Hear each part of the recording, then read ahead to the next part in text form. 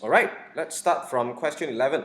So it says, name the following cells as the name range pot price, right? So what you guys are going to do is you're going to highlight this, all right, click here and type in pot price. So this is the same as what you guys did with the weighing, where you name the cell C2 as acid, this as alkaline, and this as neutral. Okay, this is the same thing. Now let's look at question number 12. In the pot column, use the lookup function to show the rate. Use the size column for the lookup value, the size column here, and the name range pot price, which is this, for the array. So what you're going to do, same thing, equals to VLOOKUP. When it asks for the lookup value, select size. Right. Now the reason why I did not lock it or perform any absolute cell referencing here is because I need this to actually go down when I use the field handler, right? So this is called, again, relative cell referencing.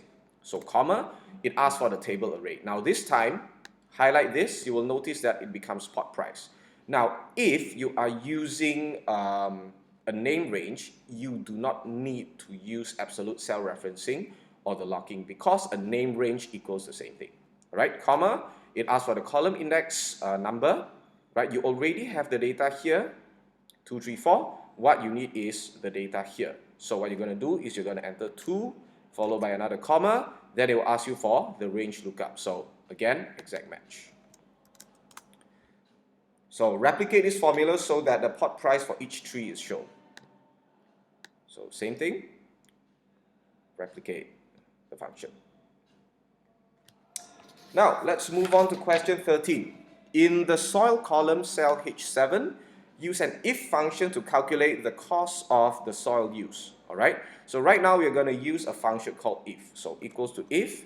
Now before I start showing the function, okay, there are 3 arguments here that you guys need to understand.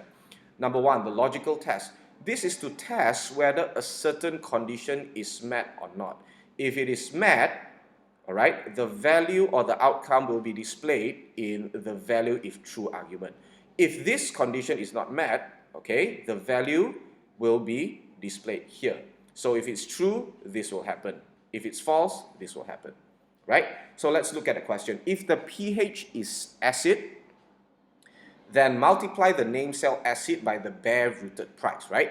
So if the pH here equals to acid, now the reason why I'm using double quotation marks is because acid is text.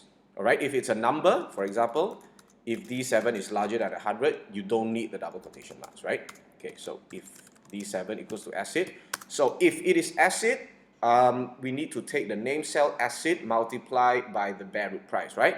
So the name cell acid multiplied by the bare root price. Now, if it is not acid, right, look at question 13, it can be either alkaline or neutral.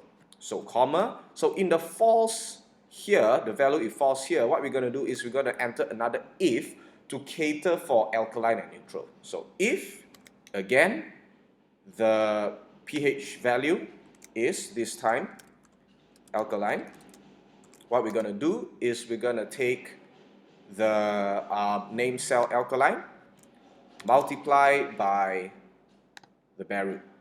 Now, if it is not acid and it is not alkaline, what we're going to do is we're going to take the last one, neutral, multiply by the bare root price. Now, the reason why I did not type in the condition for alkaline is because if it is not acid and it is not alkaline, it will definitely be neutral.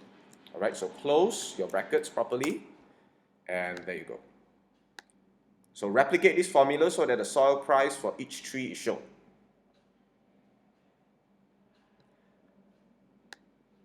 Right.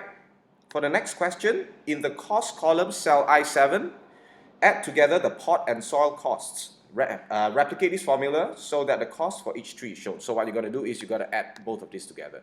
Now there are 2 ways to do it. The first way is equals to this plus this. Okay? The next one is to highlight this and to use the AutoSum feature here. All right, so replicate again.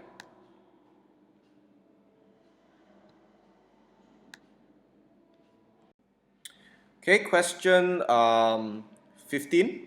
Format the bare pot, soil, and costs columns as currency in pounds sterling to two decimal places. So, same thing, bare, pot, soil, costs. Highlight everything here.